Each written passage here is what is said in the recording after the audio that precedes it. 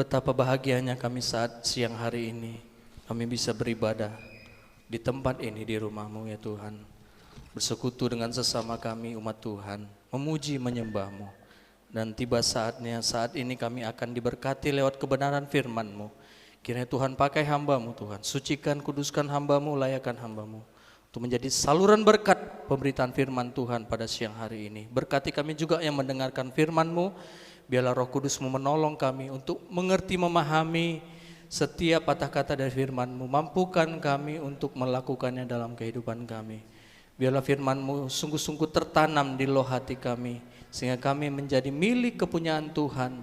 Tuhan ada di dalam kami, kami ada di dalam Engkau. Segala pekerjaan iblis setan kami percaya sudah dipatahkan. Dalam nama Tuhan Yesus tidak berkuasa di tempat ini. Dari Yesus yang berkuasa. Tuhan tolong kami, Tuhan berkemurahan bagi kami semua. Gereja-gereja lain, persekutuan lain yang bersama dengan kami beribadah pada siang hari, dimanapun mereka berada, berkati mereka semua seperti Tuhan memberkati kami. Kerinduan kami, satukan kami dalam satu firman pengajaran yang benar, kembali ke Alkitab yang tertulis, supaya kami menjadi satu tubuh Kristus yang sempurna dan siap menyambut kedatangan Tuhan Maranatha. Dalam nama Tuhan Yesus yang siap menyambut firman Tuhan, bersama kita katakan amin. Boleh berikan tepuk tangan yang meriah buat Tuhan kita. Haleluya. Silakan duduk kembali jemaat yang dikasih Tuhan. Puji nama Tuhan. Shalom. Shalom Bapak Ibu. Puji nama Tuhan. Sukacita, damai sejahtera, biarlah senantiasa dalam penyertaan dan pemeliharaan Tuhan seluruh jemaat Tuhan yang senantiasa beribadah di tempat ini. Baik, sekali lagi atas nama keluarga saya mengucapkan banyak terima kasih, khususnya kepada Bapak Ibu yang kemarin berkenan hadir di rumah kami dalam ibadah kunjungan keluarga. Ya, kami sangat senang menyambut kehadiran Bapak Ibu semua. Juga ya mungkin masih banyak kekurangan kami baik dalam penyambutan maupun dalam hal hidangan dan sebagainya. Kami mohon dimaafkan. Amin Bapak Ibu. Dan bagi yang berhalangan hadir juga, ya nggak apa-apa, nggak usah berkecil hati. Mungkin di lain kesempatan kita bisa kembali bersama-sama beribadah. Saling memaklumi lah kita, hari-hari ini kan ya banyak kesibukan. Kami juga memaklumi ya Bapak Ibu yang tidak bisa hadir. Baik, dari tadi Bapak Ibu Saudara, kita sudah banyak memuji menyembah Tuhan. Kita puji, kita bertepuk tangan, meninggikan nama Tuhan. Itu bagaikan kita sedang berbicara kepada Tuhan, menyampaikan isi hati kita kepada Tuhan, dan Tuhan mendengarkan kita. Sekarang ini giliran Tuhan. Tuhan yang mau berbicara kepada kita. Tadi Tuhan sudah memberi waktu untuk kita berbicara kepada Dia, sekarang gantian. Amin saudara. Biar Tuhan berbicara kepada kita, tentunya lewat firman-Nya. Mari kita sambut firman-Nya Bapak Ibu dengan hati yang terbuka saudara, dengan lemah lembut. Adapun tema firman Tuhan pada siang hari ini, adakah firman itu tertanam dalam hatimu? Adakah firman itu tertanam dalam hatimu? Ayatnya ini saya lupa editnya saudara. Yakobus 1 ayat yang ke-21. Yuk kita perhatikan firman Tuhan.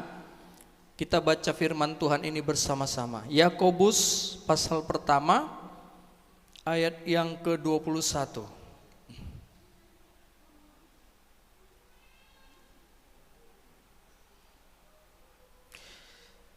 Sebab itu ya 223 ya. Sebab itu buanglah segala sesuatu yang kotor dan kejahatan yang begitu banyak itu, dan terimalah dengan lemah lembut firman yang tertanam di dalam hatimu, yang berkuasa menyelamatkan jiwamu. Saya agak tertegun tadi waktu Ibu Gembala katakan sebagai umat Tuhan, firman itu harus tertanam di hati kita. Firman Tuhan itu harus tertulis di loh hati kita, kata Ibu Gembala. Wah, pas saya pikir. Berarti dorongan Roh Kudus saudara. Bahwa Tuhan mau menuliskan firman-Nya di loh hati kita semua, jemaat Tuhan di tempat ini. Puji nama Tuhan. Dua alasan kenapa firman Tuhan harus tertanam di loh hati kita. Yang pertama, karena firman Tuhan itulah satu-satunya yang bisa menyelamatkan jiwa kita. Jadi yang terpenting dalam hidup ini Bapak Ibu adalah keselamatan jiwa kita. Sudahkah jiwa kita nanti pasti selamat atau belum? Kalau selamat, ya sakit penyakit di dunia ini, itu penderitaan ya selesai gitu, kita meninggal saudara. Tapi yang jadi permasalahan sekarang keselamatan jiwa, itu yang terutama. Jangan sampai kita ya masuk ke dunia yang kekal di mana di sana terdapat ratap dan kertak gigi. Jangan sampai itu, jangan jadi bagian kita lah. Khususnya semua jemaat yang beribadah di tempat ini. Maunya kita semua selamat, masuk kepada rencana Tuhan, yaitu duduk bersanding dengan Dia di tahta sorga selama-lamanya. Untuk itu firman Tuhan itu harus tertanam di loh hati kita saudara. Jadi tema firman Tuhan hari ini, adakah firman itu tertanam dalam hati kita? Firman Tuhan itu harus betul-betul tertulis di loh hati kita. Karena itulah yang membuat kita sah bahwa kita ini adalah umat kepunyaan Tuhan. Firman Tuhan sampai tertanam, tertulis di dalam loh hati kita. Makanya saya heran kalau ada yang mengaku umat Tuhan tapi gak suka dengan firman Tuhan. Amin. Itu perlu dipertanyakan, ini Kristen beneran atau enggak? Karena kalau memang kita betul-betul umat Tuhan, orang Kristen harus cinta ketika dengar firman, suka dengar firman. Bahkan itu yang menjadi terutama dalam peribadatan. Jangan dikesampingkan firman Tuhan. Kok malah firman ya sikit-sikit aja lah, singkat-singkat aja lah. Lebih banyak seremonial saudara. Nah ini Tuhan jadi kecil hati. Ibarat pesta perayaan Tuhan, tapi ternyata Tuhan hanya dikasih jatah sedikit. Ya kalau bisa 5 menit aja ya Tuhan ya, kami masih banyak ada cara lain. Apakah ada hadirat Tuhan di sana Bapak Ibu? Sehingga Tuhan berkata, serigala punya liang, burung punya sarang, anak manusia tak punya tempat. Di mana tempatku? Tapi hari ini saya percaya umat Tuhan di tempat ini, beribadah di tempat ini, rindu ditulisi, rindu firman Tuhan tertanam di loh hati kita. Yang kedua alasannya Bapak Ibu kenapa harus tertanam di loh hati? Karena kita semua akan menghadapi kegoncangan akhir zaman. Sekarang ini akhir zaman sudah dibuatkan bagaikan suasana penampian untuk memisahkan mana gandum, mana sekam. Kita akan ditampi untuk memurnikan iman kita dan untuk memisahkan mana gandum, mana sekam. Bagaikan masa penuaian, karena sebentar lagi akan datang masa penuaian saudara. Karena harus dipisahkan dulu, baru nanti mana yang diangkat Tuhan masuk ke pesta perjamuan kawin anak domba Allah, berjumpa dengan Tuhan di awan-awan permai, mana yang tertinggal, yang terjadi pemisahan. Jadi kita harus berusaha selama hidup di dunia inilah, kita harus terus berjuang bagaikan berlelah-lelah saudara. Makanya memang hidup ini lelah, capek memang dalam hidup ini saudara. Selama saudara diberi napas kehidupan, ya memang siap-siaplah capek. Hidup adalah perjuangan, kata Bapak Gembala kemarin. Siap hidup, maka siaplah kita capek. Karena firman Tuhan berkata juga ya di dalam Wahyu pasal 14 ayat yang ke-13, berbahagialah mereka yang mati di dalam Tuhan, supaya mereka apa katanya di situ? Beristirahat. Coba Wahyu pasal 14 ayat yang ke-13, yuk kita perhatikan dulu firman Tuhan ini. Ini sering dibacakan ketika penghiburan ya, penghiburan di rumah duka saudara. Wahyu 14 ayat 13. Dan aku mendengar suara dari sorga berkata, tuliskan, berbahagialah orang yang mati dalam Tuhan. Sejak sekarang ini, sungguh kata Roh, supaya mereka boleh apa? Beristirahat. Jadi bagi umat kepunyaan Tuhan, kematian itu istirahat. Istirahat. Makanya Rasul Paulus katakan, bisa dia berkata, bagiku hidup adalah Kristus, mati adalah keuntungan. Kenapa dia ngomong seperti itu? Kalau kita pikir secara duniawi, saudara, Allah, macam betul aja. Mati adalah keuntungan. Siapa mau mati, kan begitu kan? Kok mati adalah keuntungan? Gak masuk akal, saudara. Tapi kalau kita perhatikan firman Tuhan, ternyata bagi orang Kristen, kematian itu adalah istirahat. Jadi kalau ada orang meninggal, oh lagi istirahat dia, udah capek, udah selesai tugasnya di dunia ini, tinggal nunggu upah dari Tuhan. Haleluya. Sehingga kita tidak pala takut kalau menghadapi kematian itu. Karena ya udah istirahat. Berarti udah nggak capek lagi. Artinya bagi kita yang masih hidup di dunia ini, siap-siaplah berjerih lelah. Karena teruskan di sini ayatnya, dari apa? Beristirahat dari apa? Dari jerih lelah. Hidup di dunia ini memang penuh jerih lelah, saudara. Bikin capek. Udah bagus-bagus kita, aku satu hari ini nggak mau lah buat dosa. Aku satu hari ini mau manis lah dengan keluargaku, mau berbuat baik. Nggak mau lah aku mengganggu orang. Nanti ada saja yang membuat kita bisa jadi kembali lagi ke habitat, saudara. Keluar lagi sifat kedagingan itu, saudara. Hidup di dunia ini memang penuh jerih lelah bagi umat Tuhan ya. Karena ini kita terus berjuang mengikut Tuhan ini bagaikan naik ke gunung Sion. Kita memang harus siap-siap capek, saudara. Bagi yang diizinkan meninggal dunia sebelum Tuhan datang, ya berarti dia istirahat. Wah enak ya udah istirahat.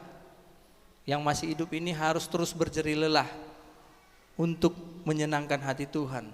Harus siap menghadapi bagaikan suasana penampian, saudara, digoncang. Kita baca firman Tuhan di dalam Ibrani pasal yang ke-12 ayat yang ke-25.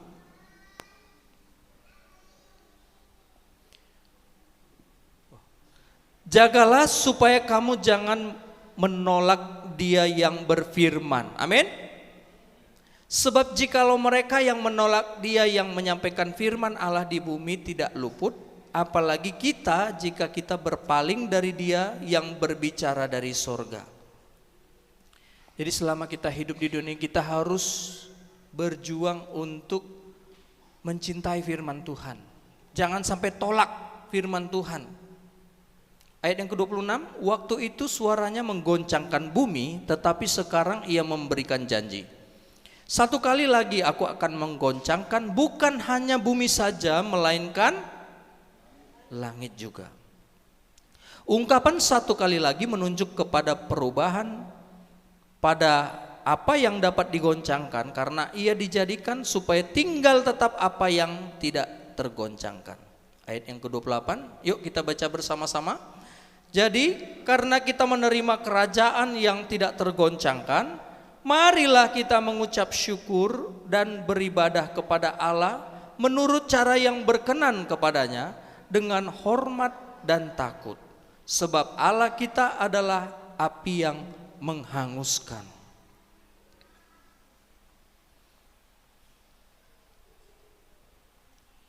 Bapak Ibu yang dikasih Tuhan, camkan ini saudara. Hanya orang-orang yang di dalam hatinya tertanam firman Tuhan, maka inilah nanti yang akan bertahan dan selamat dari kegoncangan-kegoncangan di segala bidang yang sedang melanda di akhir zaman ini, saudara. Karena hidup nanti akan semakin berat, Apalagi khususnya Indonesia akan masuk ke dalam tahun politik ya, sebentar lagi. Ini aja sudah gonjang-ganjing kan. Artinya hidup nanti akan semakin sukar. Untuk menghadapi kegoncangan ini, supaya kita mampu bertahan dan kuat, di hati kita harus tertanam firman Tuhan. Orang yang tidak menerima firman Tuhan, artinya keras hati, di ayat yang ke-25 tadi, menolak firman, menolak dia yang berfirman, maka ini akan mengalami kegoncangan.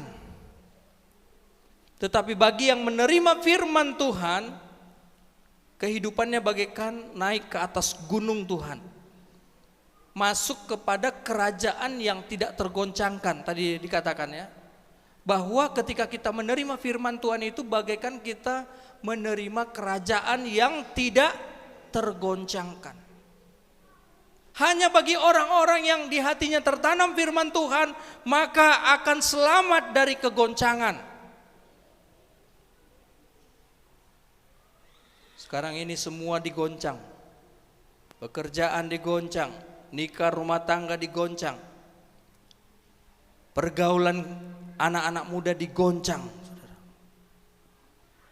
Sehingga kalaupun ada umat Tuhan, umat pilihannya pun ya, beberapa yang tidak selamat juga, saudara. Tergerus arus dunia ini, saudara. Kalau kita perhatikan seterusnya di ayat yang tadi ini, kegoncangan yang kita alami ini erat kaitannya dengan dua hal. Kenapa bisa terjadi kegoncangan di dalam kehidupan kita dan kita tidak mampu bertahan? Kita perhatikan di ayat yang ke-28 tadi ya. Ada dua hal penyebabnya ya, saudaraku ini kasih Tuhan. Yang pertama, tidak tahu bersyukur. Tidak tahu bersyukur. Makanya firman Tuhan tadi katakan, bagi kita yang menerima kerajaan yang tidak tergoncangkan, marilah kita mengucap syukur. Yang kedua, kenapa seseorang atau kehidupan kita umat Tuhan mengalami kegoncangan? Karena tidak memperhatikan cara ibadah. Nah, ini yang kedua, saudara. Yang pertama, tidak mampu mengucap syukur, tidak tahu bersyukur. Yang kedua, tidak memperhatikan cara ibadah.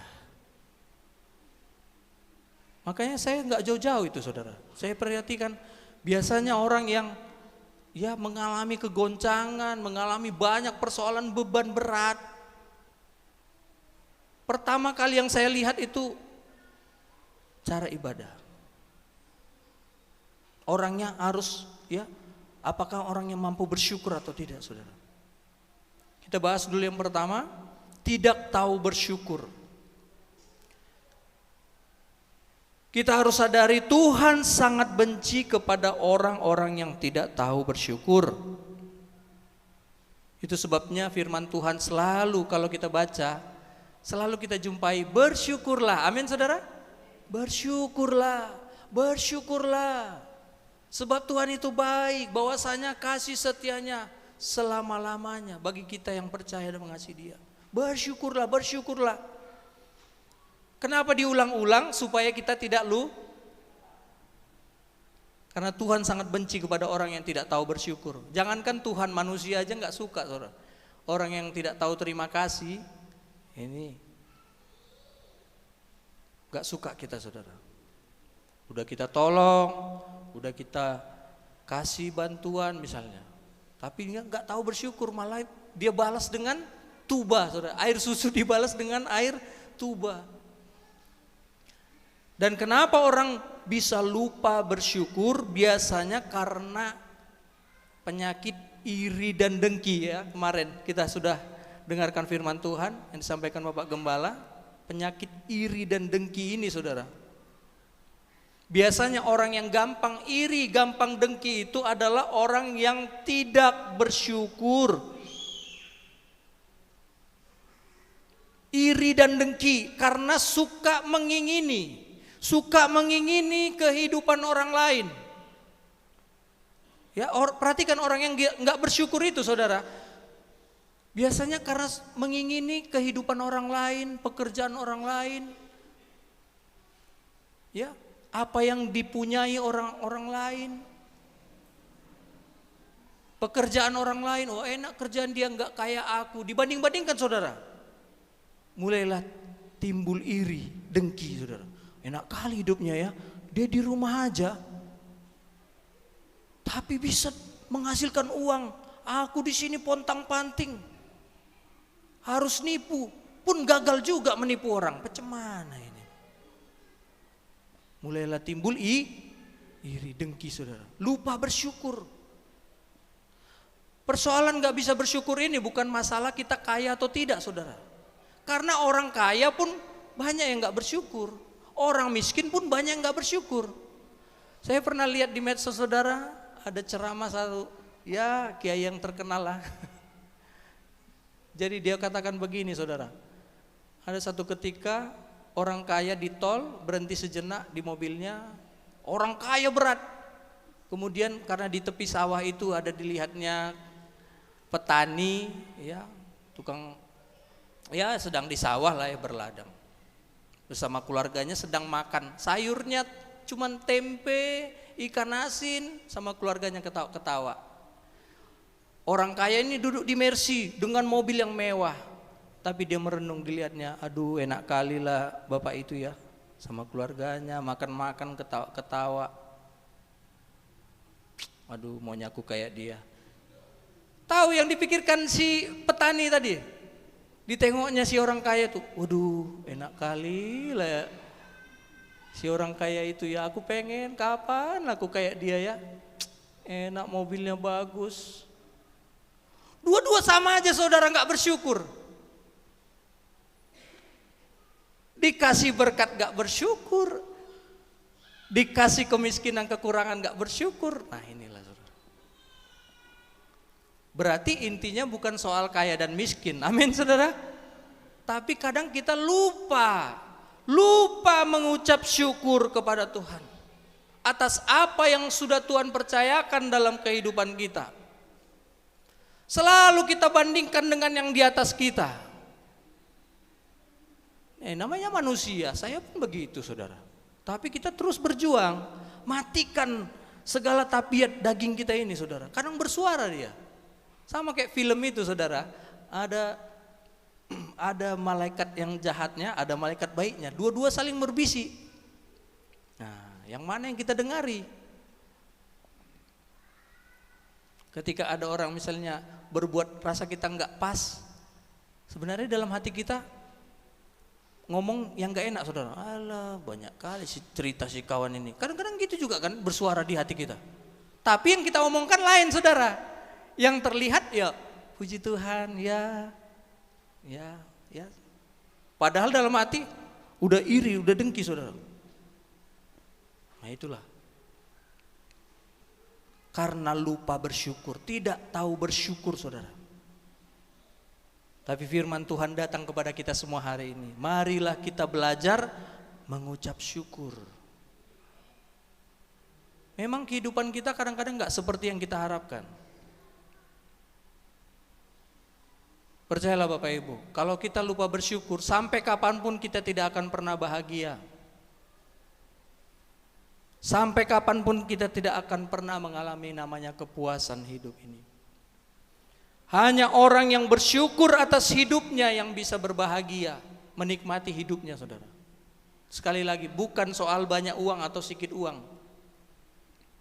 Kadang kita tertipu, ya kalau udah banyak uang, pasti aku bersyukur, pasti aku bahagia. Enggak, saudara. Banyak orang kaya mengumpulkan uangnya pontang-panting setengah mati dengan harapan supaya bahagia, supaya anaknya bahagia. Tahu-tahu apa, saudara? Setelah banyak uang yang dikumpulkannya, sakitlah dia, kena jantungnya, kena yang lain-lain, matilah dia. Firman Tuhan katakan, oh hai kamu orang bodoh, kau kumpulkan harta banyak-banyak, udah mati kau, untuk siapakah itu semua, katanya. Untuk anak-anakku Tuhan katanya, ya udahlah nggak apa-apa lah aku, yang penting anak-anakku udah banyak ku tinggalkan uang. Tahu-tahu uang ini pun justru membuat anak-anaknya gontok-gontokan, berantem saudara, rebutan harta. Kan itu sering terjadi dalam kehidupan umat manusia saudara. Bukan harta itu yang membuat bahagia, jangan salah. Ya, kita harus belajar mengucap syukur. Amin saudaraku. Jangan sampai tertipu kita, harus jeli kita. Harus tetap pandangan kita itu kepada Tuhan. Sehingga kaya kita tetap bersyukur, miskin pun tetap bersyukur kepada Tuhan, tetap bisa menikmati hidupnya di dunia ini saudara. Kalau enggak menderita, walaupun banyak uang menderita, percayalah. Belajarlah mengucap syukur. Bersyukur adalah sikap orang yang mengakui keberadaan Tuhan dan menghargai apa yang Tuhan berikan dalam hidupnya. Ya, kalau saudara dan saya bersyukur, itu tandanya kita mengakui memang ada Tuhan dan menghargai apa yang sudah Tuhan berikan kepada kita. Itu bersyukur saudara. Artinya kalau kita tidak bersyukur, berarti kita mengabaikan ada Tuhan, nggak percaya kita ada Tuhan, nggak menghargai kita apa yang sudah Tuhan berikan, baik itu istri, wah dulu minta jodoh, dikasihlah jodoh yang agak judes, dikasihlah jodoh yang entah cemana lah, akhirnya setelah diberikan jodoh, menyesal pun aku sama si kawan ini, aduh cuman cemana lah, menurut firman Tuhan nggak bisa cerai. Kalau enggak aku ceraikan kau. Udah nyesal saudara. Sedangkan yang belum punya pasangan berharap-harap terus. Aduh, andaikan aku bisa kayak bapak itu ya, sudah menikah, sudah ada istrinya, enak, bisa dibuatin teh manis. Makanya Tuhan ingatkan, bersyukurlah. Apapun keadaan kita saat ini, apapun yang sudah Tuhan izinkan, aku sudah menikah, ini sudah menjadi pasanganku. Dan ternyata Tuhan sudah memberikan aku anak. Aku harus bersyukur apapun segala keadaanku, walaupun sekarang hidup kami ini susah. Ya mungkin Tuhan sedang mengajariku bagaimana hidup di tengah-tengah kekurangan. Ya, supaya aku lebih mengandalkan Tuhan. Amin saudara. Jangan salah, jangan pikir yang lebih banyak uangnya itu lebih bahagia. Belum tentu saudara. Kalau dia nggak bersyukur,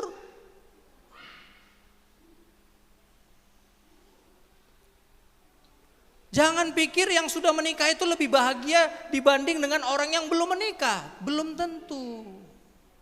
Kitanya di sini budayanya memang ya harus menikah lah. Masa nggak menikah berarti dikutuk Tuhan itu. Orang yang nggak menikah, pandangan kita, oh berarti nggak diberkati Tuhan itu. Padahal Paulus pun nggak menikah saudara, berarti nggak diberkati Tuhan dia. Yang utama adalah bersyukur. Selama kita tidak bersyukur, selama itu pula ya tidak pernah bahagia. Kenapa kita bisa menyesal? Karena hanya kekurangannya aja yang kita lihat. Hanya kelemahannya aja yang kita lihat. Nggak pernah kita lihat kelebihannya, nggak pernah kita puji kelebihannya. Kalau kita sudah diberikan pasangan yang terbaik itu dari Tuhan, sudah Tuhan berikan, syukuri, jangan sesali, amin. Saya percaya istri saya pun ada kekurangannya. Kalau saya itu aja aku lihat kekurangannya saudara, wah malas sekali tinggal di rumah saudara. Ya kan? Hanya kekurangannya aja kita perhatikan. Dia pun gitu, kekuranganku aja yang dituntut-tuntutnya saudara. Hari ini kita belajar bersyukur. Kita lihat kelebihannya. Pandangi pasangan kita, mana kelebihannya ya? Loh kok nggak ada? Atau pasti ada lah saudara. Ya. Kalau nggak ada, bantu dia supaya ada kelebihannya. Mungkin dia sendiri nggak sadar kelebihannya. Amin. Jangan hanya kekurangannya aja yang kita tuntut saudara. Kau begini. Capek. Saya makin udah menikah saudara, makin capek. Drama berantem gitu, udah malas kita ya kan. Kalau bisa ya udahlah tenang-tenang aja, damai-damai aja. Kalaupun ada kekurangan, lihat kelebihannya. Kalau ada kekurangannya, ingat kita pun punya kekurangan. Kadang manusia ini kita hanya menuntut, kau harus sempurna, aku nggak apa-apa begini, suka hatiku. Nggak adil saudara. Hidup harus berkeadilan. Puji nama Tuhan. Bahagia hanya milik orang yang tahu bersyukur. Katakan terima kasih Tuhan buat gaji, buat rejeki yang kau berikan bagiku Tuhan, meskipun tengah bulan ini bakal habis, sudah kurang, sudah nggak tahu lagi ya Tuhan, tapi terima kasih. Walaupun nanti sekitar tanggal 20 Tuhan nggak tahu aku lagi bagaimana ini. Cuman ya udahlah Tuhan, aku berserah. Tolong aku supaya bisa dapat cari rezeki yang lebih banyak lagi. Jangan kita ini saudara. Dan supaya kita berhasil ya, kembali kepada firman. Sama-sama patokannya adalah firman Tuhan. Suami berpatokan kepada firman, istri berpatokan kepada firman Tuhan. Saya percaya pasti ada pertolongan Tuhan. Karena kan Tuhan yang mempersatukan. Jadi ya kita tuntut Tuhan. Tuhan, kau sudah mempersatukan kami supaya klop, supaya tetap menyatu, ya sama-sama datang kepada Tuhan. Kalau satu ke setan, satu Tuhan, masih gini saudara, belum nyatu. Balik ke Tuhan, baru bisa satu. Ya, ini kok jadi soal nikah ini ya saudara. Kasian nanti yang jomblo-jomblo ya, belum nikah. Kita berdoa supaya ya anak muda yang sudah saatnya menikah, ya kalau memang Tuhan izinkan nanti datang sendiri tuh. Kayak Pak Ginting, tiba-tiba udah apa juga kami kemarin. Kak Melpa ini begitu setia melayani di tempat ini, belum dikasih jodoh, dari mana pertolongan? Tiba-tiba datang dikirim dari padang bulan saudara. Dibawa pergi, goodbye. Wah, berkurang lagi satu pelayan di tempat ini saudara.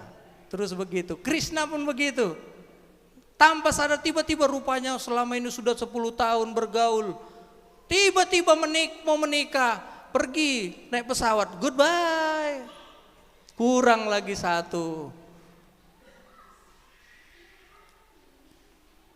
Ya mudah-mudahan nanti Tuhan lahirkan lagi ya pelayan-pelayan Tuhan yang setia saudara.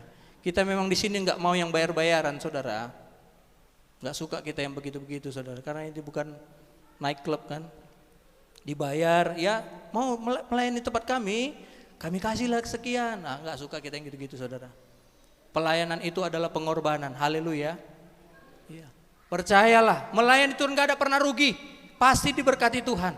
Gak dari sini, dari tempat lain. Makanya kalau dipercayakan melayani Tuhan, hargai saudara. Pasti diberkati Tuhan. Percaya, melayani Tuhan pasti diberkati Tuhan.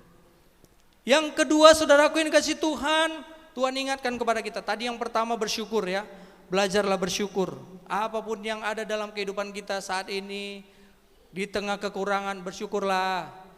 Di tengah kelimpahan jangan jadi jumawa, jangan sombong. Orang yang sombong firman Tuhan katakan sama seperti taiknya saudara. Jatuh disapu seperti taiknya nanti saudara. Jangan sombong. Makanya semakin kita dipercayakan uang, kekayaan, hati-hati saudara. Karena firman Tuhan katakan alangkah sukarnya orang kaya masuk kerajaan sorga. Wah bahaya saudara. Wah alangkah sukarnya orang kaya masuk kerajaan Allah. Wah gawat. Gimana ini? Berarti lebih gampang yang gak kaya saudara. Kenapa? Karena dituntut tanggung jawab. Orang kaya. Kadang tipu daya kekayaan ini, dunia ini bisa membuat kita berubah. Menjadi pribadi yang merasa lebih hebat, lebih harus dihargai, lebih harus diberikan privilege, keistimewaan. Kalaupun aku terlambat ya harus dimaklumi, kalaupun aku agak-agak jahat harus dimaklumi. Begitu saudara. Orang kaya, baik dalam nikah rumah tangga, yang cari nafkah harus lebih ini, lebih ini. Jadi sombong kita saudara. Tadinya sebelum diberkati nggak sombong. Setelah diberkati jadi sombong. Nah, ini. Hati-hati saudara. Amin. Yang kedua, Tuhan ingatkan bagi kita, cara kita beribadah. Tadi kembali di Ibrani pasal 12 ayat yang ke-28. Marilah kita mengucap syukur dan apa? Beribadah kepada Allah menurut cara yang berkenan kepadanya. Jadi bukan asal ibadah ya, bukan asal ibadah. Orang yang menyembah patung itu pun ibadah juga itu saudara. Tapi di sini dikatakan beribadah kepada Allah harus menurut cara yang berkenan kepadanya. Menurut cara yang berkenan kepada Tuhan dengan hormat dan takut. Apa ini artinya Bapak Ibu yang dikasih Tuhan? Daniel pasal 12 ayat yang pertama. Daniel pasal 12 ayat yang pertama. Dengan perikop akhir zaman, pada waktu itu juga akan muncul Mikael, pemimpin besar itu yang akan mendampingi anak-anak bangsamu, dan akan ada suatu waktu kesesakan yang, nah ini sama dengan kegoncangan saudara, kegoncangan di akhir zaman. Akan terjadi kegoncangan. Bersiap-siap menjelang kedatangan Tuhan akan terjadi kesukaran besar. Seperti yang belum pernah terjadi sejak ada bangsa-bangsa sampai pada waktu itu.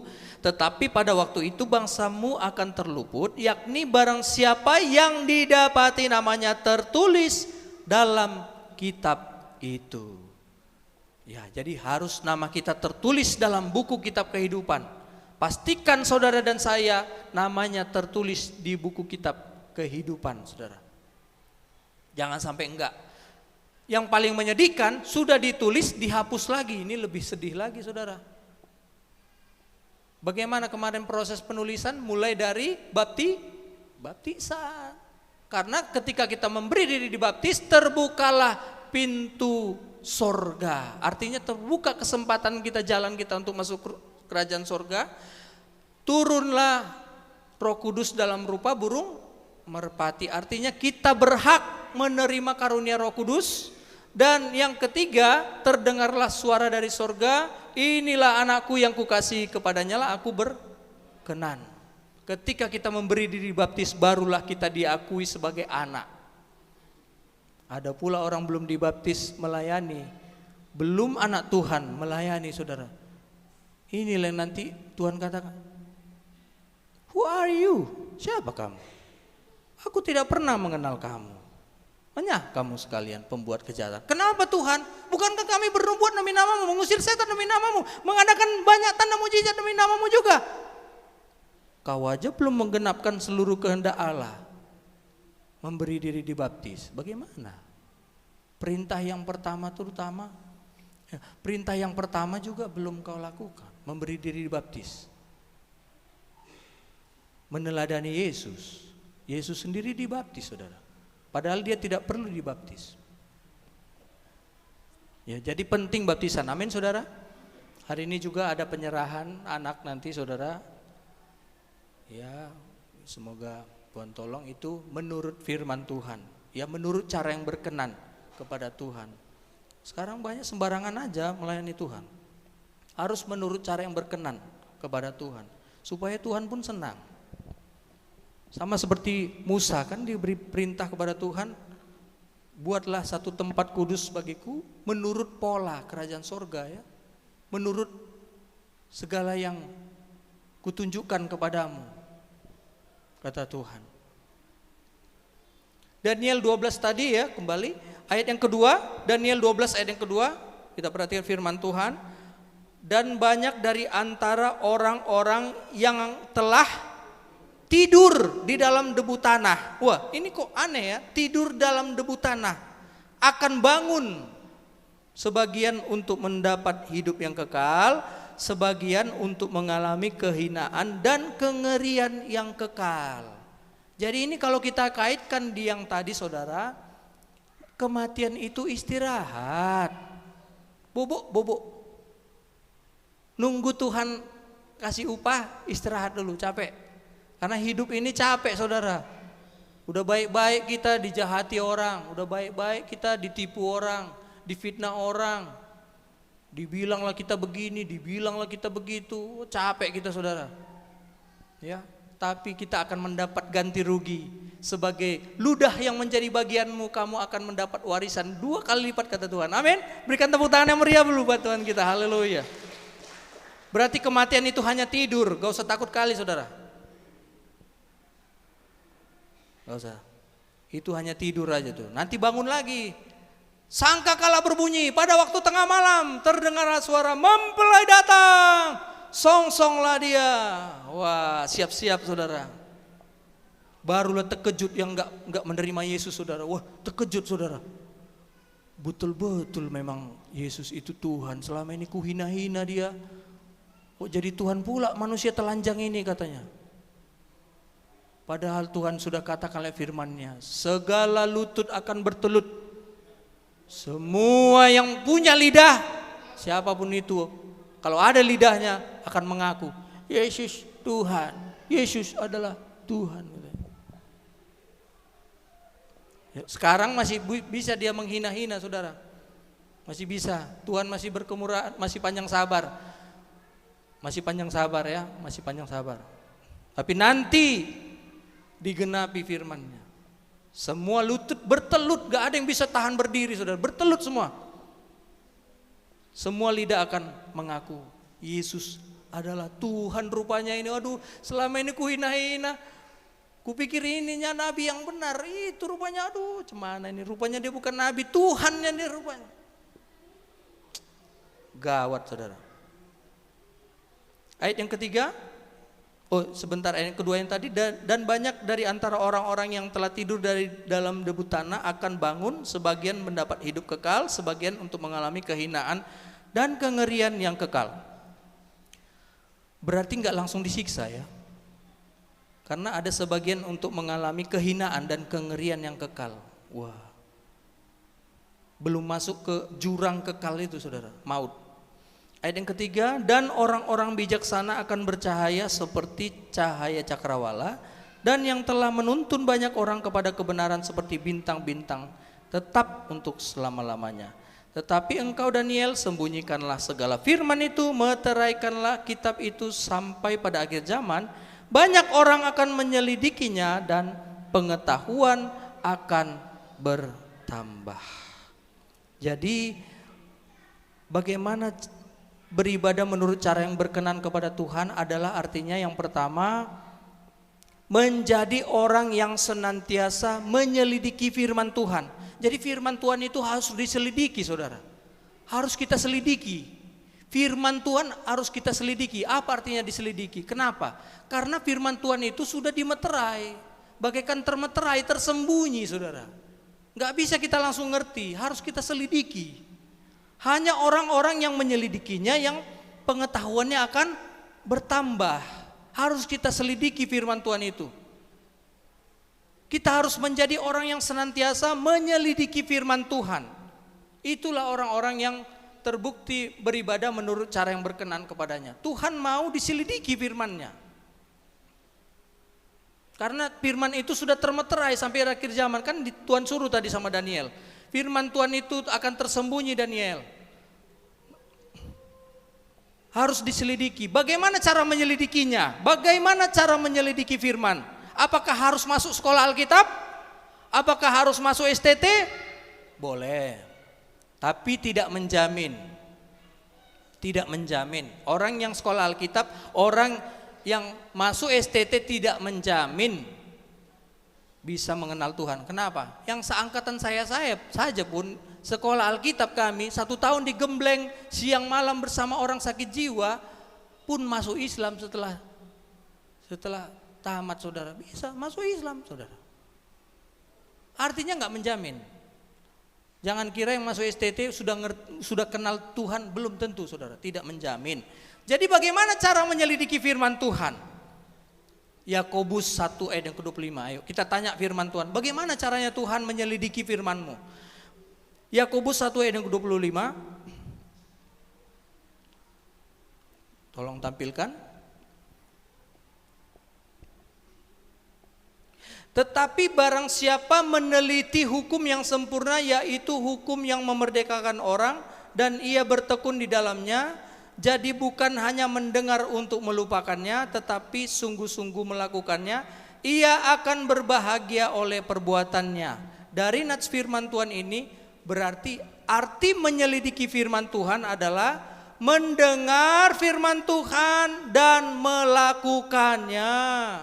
Amin. Ketika saudara dan saya mendengar firman Tuhan, datang beribadah seperti saat ini, lalu pulang dari tempat ini kita lakukan, kita praktekkan, itu sama dengan menyelidiki firman Tuhan, meneliti hukum Tuhan. Karena banyak juga orang beribadah tapi dilupakan, hanya mendengar-dengar saja, suka dengar-dengar saja, tapi nggak pernah dilakukan.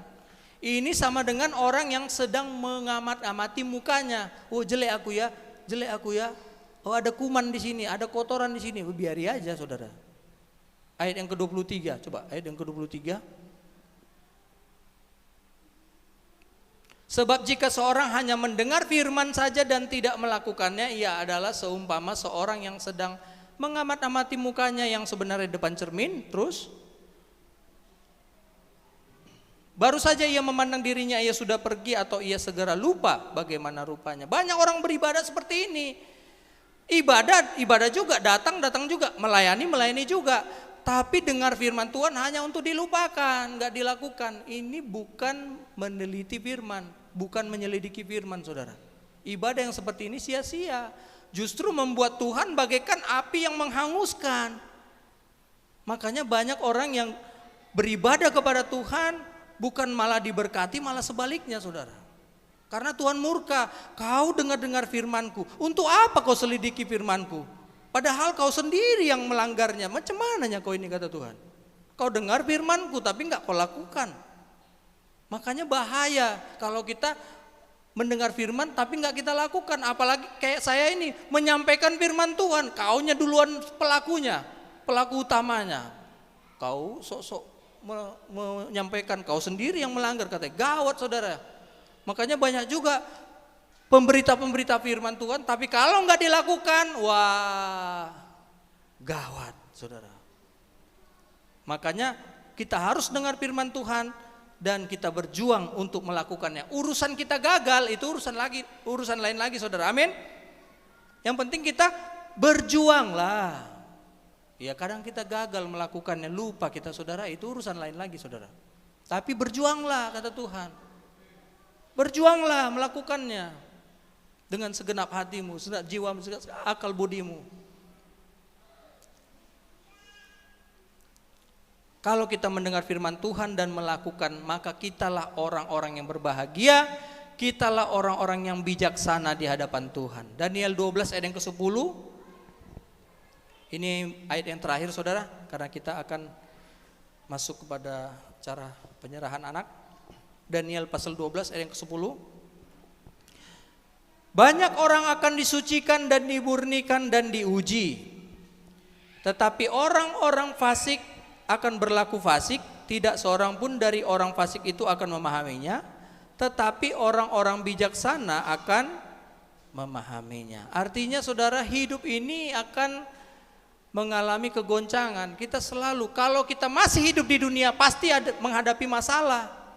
Pasti kita menghadapi persoalan, nikah, rumah tangga, masalah anak, masalah ekonomi, masalah pekerjaan dan sebagainya, saudara. Itu bagaikan kita sedang disucikan, dimurnikan dan diuji. Amin, saudara. Tapi persoalannya, kalau kita gak berubah, gak bertobat, gak meninggalkan dosa kita, gak meninggalkan kejahatan kita, kita berarti orang fasik, gak mau dengar firman Tuhan, menolak firman Tuhan. Dan orang fasik ini akan tetap berlaku fasik. Makanya kalau orang memang dia gak mau bertobat, udah capek kita doakan, capek kita ajak, memang gak mau bertobat, ya mau bagaimana lagi, saudara? Memang dia orang fasik, akan terus fasik, kata Tuhan. Gak akan pernah paham, tidak akan bisa memahaminya. Tapi orang-orang bijaksana akan memahaminya. Siapa itu orang yang bijaksana? Orang yang mendengar firman Tuhan dan melakukannya.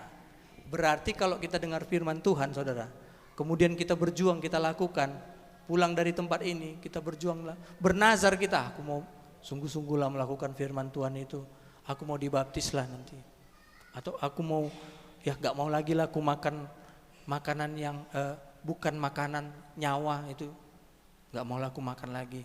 Nah, itu bijaksana di hadapan Tuhan, saudara. Inilah bagaikan gadis-gadis yang bijaksana. Berarti dengar, lakukan. Berarti ini sama dengan orang yang menyelidiki firman Tuhan. Pengetahuannya nanti akan bertambah, bertambah terus, bertambah terus.